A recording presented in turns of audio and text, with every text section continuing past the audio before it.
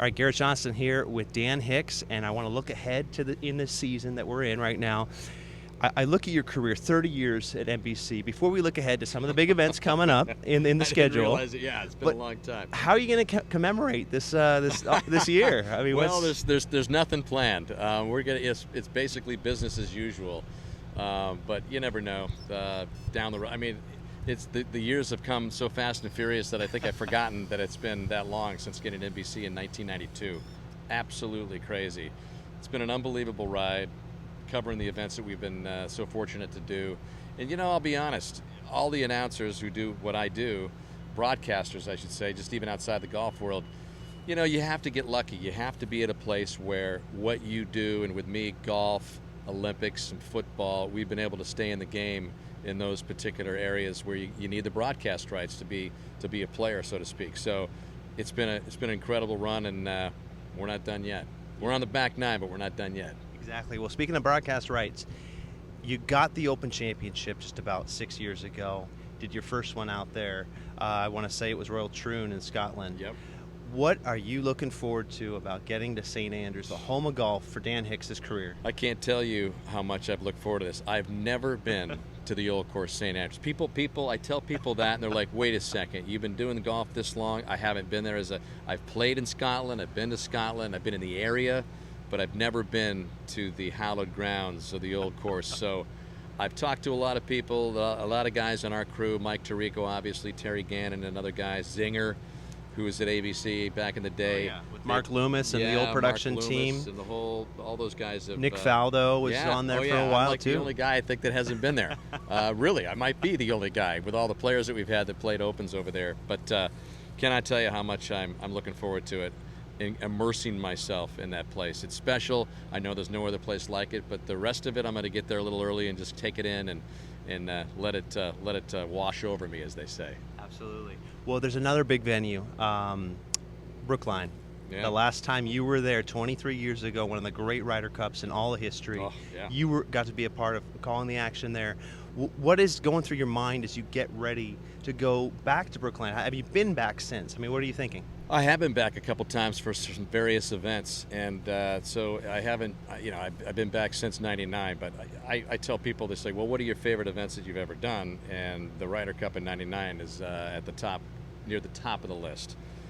I remember I was in a tower, and I remember that I was with Bernard Gallagher, and we were just hanging out, watching this whole thing unfold, and it was one of those events where I constantly had to tell myself, take a deep breath, because the action and the avalanche of momentum changing stuff that happened on Sunday was something I'll never forget. So I cannot wait to get back there for this time for US Open.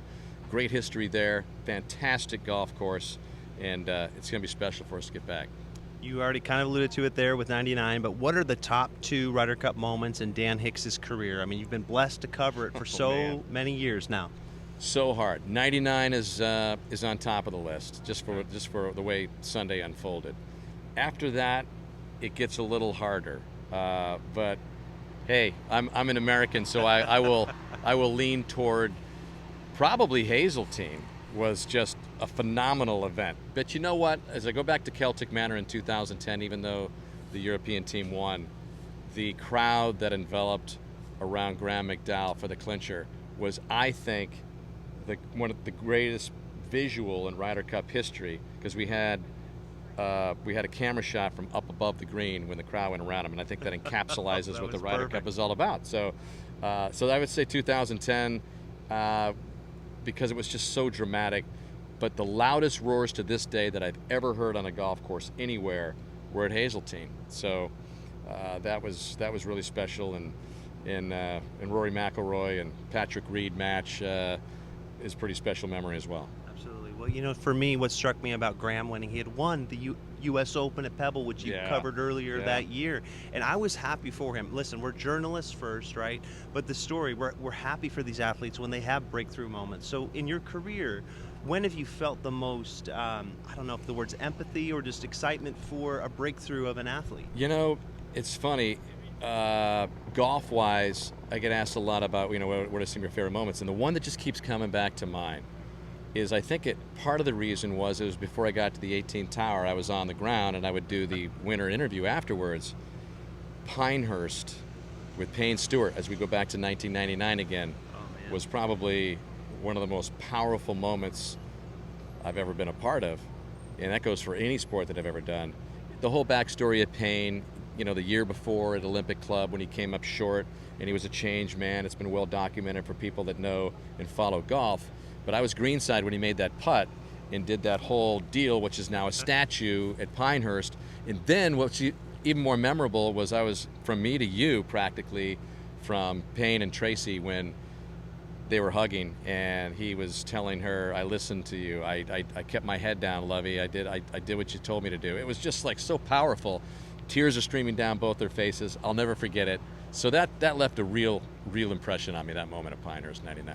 It's got to, yeah. When I think about in your career who you've documented the most, what are the bigger moments? And the player that keeps coming up has to be Tiger Woods in terms of what you've been able to document in his career. Yeah. So my question would be then with Tiger, what moment kind of stands out? There's so many, but what moment for you stands out, resonates? I think it's pretty obvious what happened at Torrey Pines in 2008 at the U.S. Open.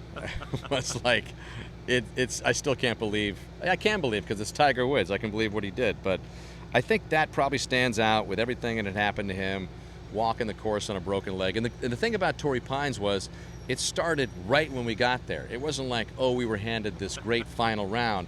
It happened the entire course of the week. He was hobbling around and he was double bogeying the first hole 3 out of 4 days. It never let up, and I think it built and it built and it built.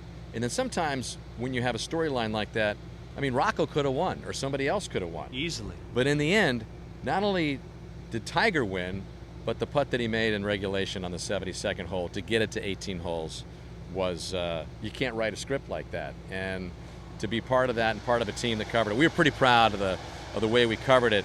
Tommy Roy, the guys in the truck, the angles that we had, the replays was like a fine-tuned orchestra. And so I'll never forget that. Right, and live, you said expect anything different. One of your most famous lines in your career, my question to you, you play at Winged Foot, you play a lot of courses, you love this game. What is the biggest trash talk moment where you dropped that moment, you made your birdie and you said, boys, expect anything different? Believe me, with my buddies on the golf course at Winged Foot or wherever I happen to be, usually comes up, maybe a couple times each time. I don't really offer it too much because I feel like that's just kind of like, all right, we said it. It kind of stands on its own wherever. But if somebody makes a putt, inevitably, especially if I haven't played with them and it's kind of a new thing as far as being with somebody I haven't played with before, they'll throw that line out, and it makes me feel great because it makes me feel like we did something different or we did something right and that we enhanced a great moment. So it does come up. Yeah. For your game, like I know you play when you can, but what's a moment is one of your favorite times playing golf? I know sometimes you play with Hannah, your wife, Hannah Storm, but what really sticks out in your time playing this game?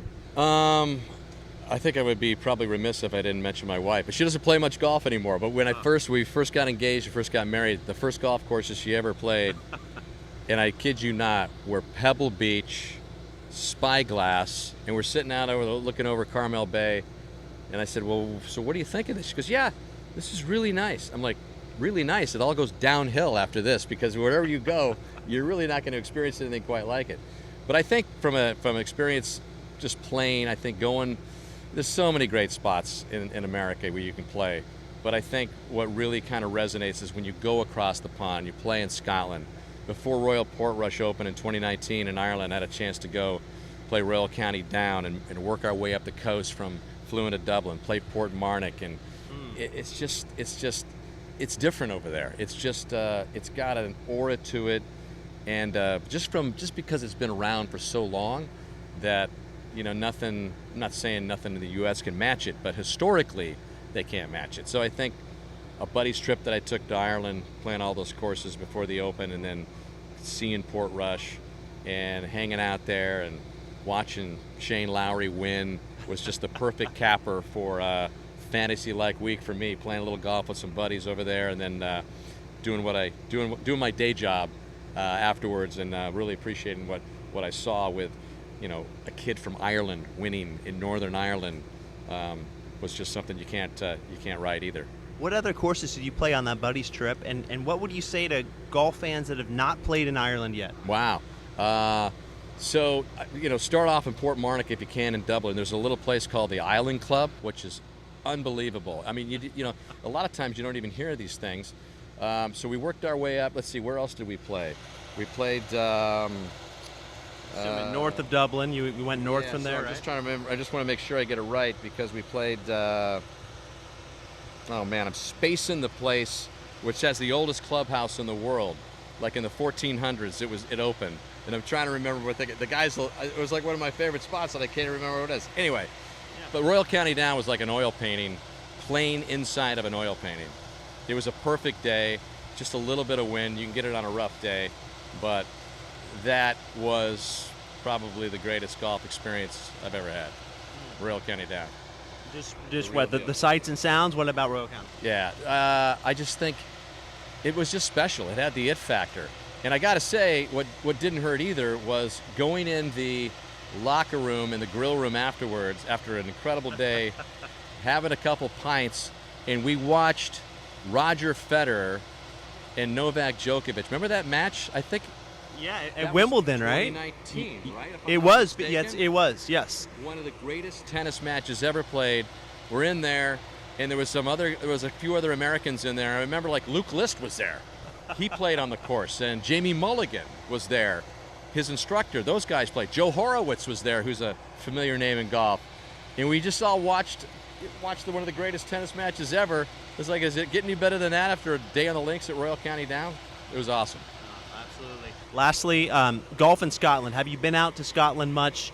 I know you've been to Scotland. I think you said you played golf in Scotland in the past. You just haven't been to St. Andrews, right? I have. Played Muirfield, played Gullen, played a couple of those charming places around there. Played Kingsbarns, which is more of a modern course. But I got to check off the old course because I being in town there, being a park on Sundays, everything about it is, and it's the 150th Open. It's crazy to think that the first time I'll see it will be for that event and do an event of that magnitude. Can't wait. Absolutely. Dan Hicks, thanks for joining me here on Beyond the Clubhouse, and good luck when you get to both Brookline and St. Andrews. Looking forward to it, Garrett. Always a pleasure. Good seeing you, pal. Appreciate it.